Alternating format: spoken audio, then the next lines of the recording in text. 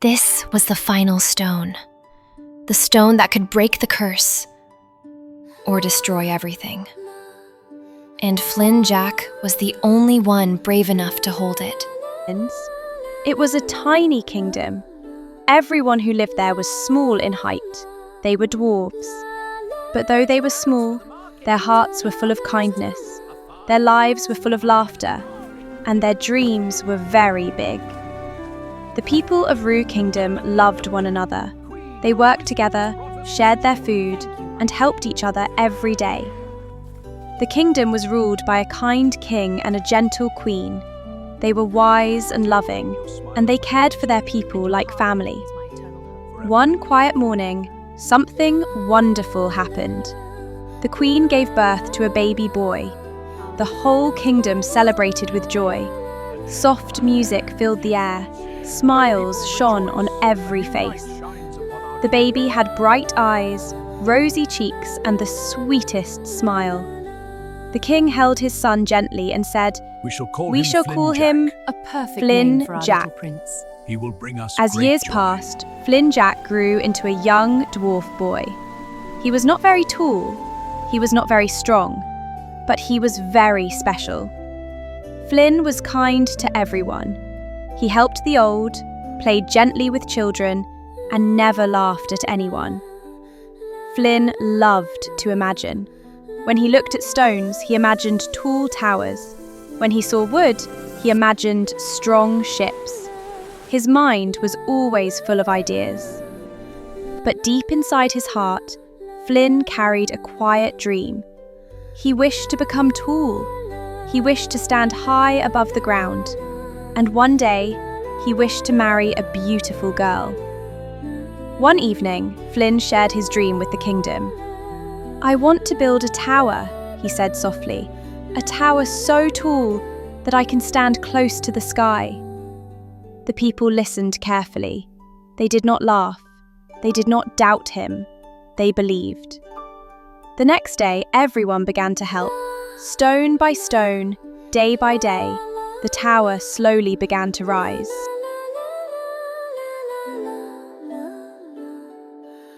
Long before Flynn was born, the kingdom had not always been small. Once, the king and queen were normal-sized humans.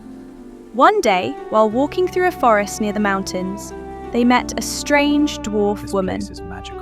Her name was Yes, Kajuju. so peaceful. She looked different. Her eyes were sharp. Her voice was cold. The king and queen laughed when they saw her.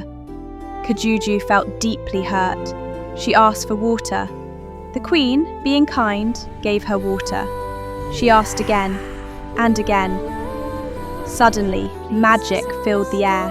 The king and queen began to shrink, smaller and smaller. Kajuju laughed loudly.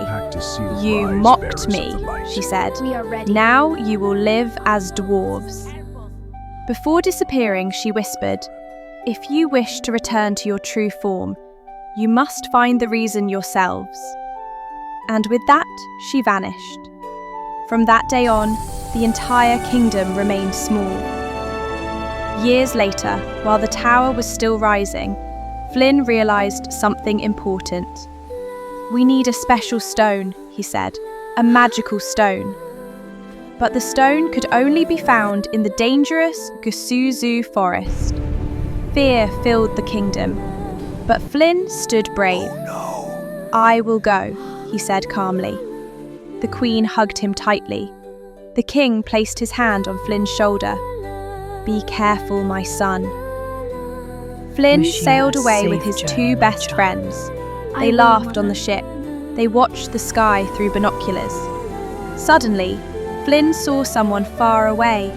A tall girl, very tall. She had sea blue eyes and long reddish-brown hair. Flynn's heart beat faster. They followed her path and met her near a mango tree. Her name was Merilda. She slipped and fell, and Flynn rushed to help her. He told her everything: the kingdom, the curse, and the magical stone. Merilda listened quietly. That evening, she welcomed them into her small forest home. They shared a simple dinner. As they ate, Flynn and Merilda looked at each other softly. Without words, love slowly grew between them. Early the next morning, soft golden light slipped through the trees. The forest slowly woke up. Birds sang gently, and the mist danced between the tall trunks. Merilda joined Flynn and his friends. In her hands, she carried something very special, an old, worn map passed down from her grandmother.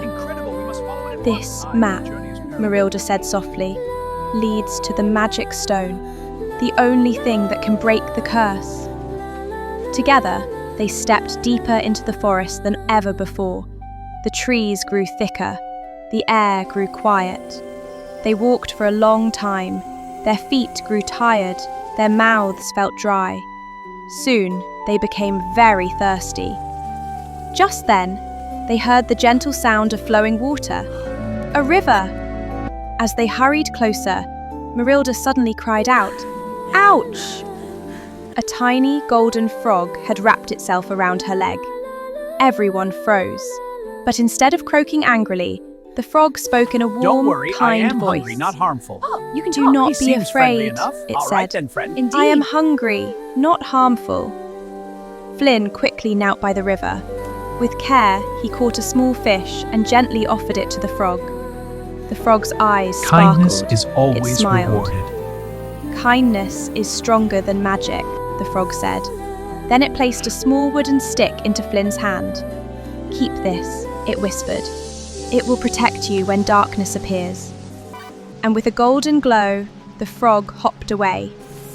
Soon after, the forest began to shine.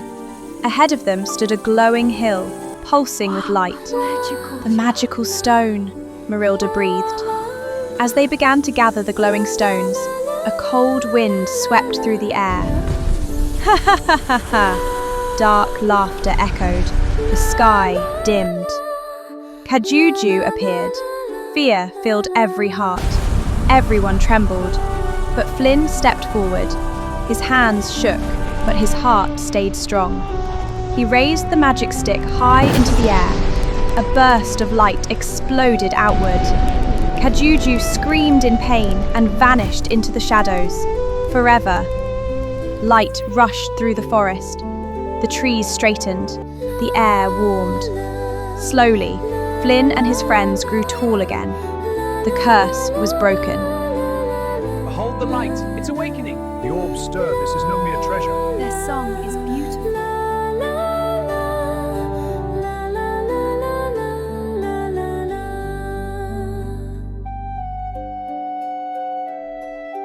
Flynn turned to Merilda.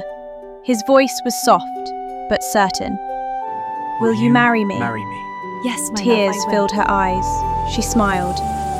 "Yes," she whispered. They returned to Rooh Kingdom. Magic spread across the land. The people grew back to their true height. Laughter returned. Hope bloomed. The tower was finally completed. And at the very top of the tower, under the open sky, Flynn, love, Jack and this Merilda moment is were ours married. forever. The Yes, kingdom my prince. celebrated with joy. Music filled the air, lights danced through the night, and they lived happily ever after.